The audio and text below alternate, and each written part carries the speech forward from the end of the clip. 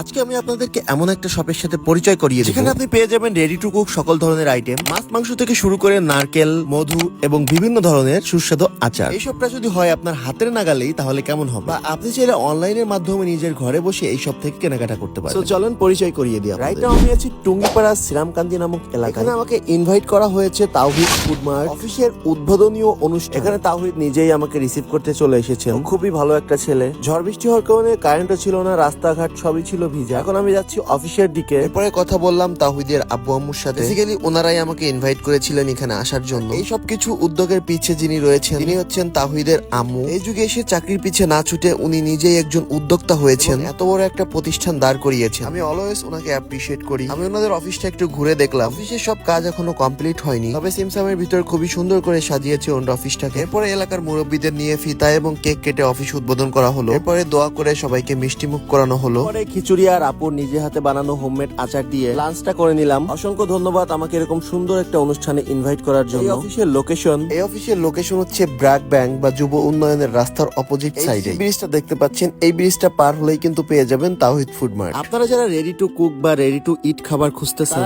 একবার হলেও এই অফিসটা ভিজিট করতে পারেন। টুঙ্গিপাড়া বা টুঙ্গিপাড়ার আশেপাশের মানুষজনের জন্য কিন্তু এটা একটা গুড নিউজ। সুবিধার্থে ডিসক্রিপশনে তাদের পেজটা আমি মেনশন করে দিয়েছি।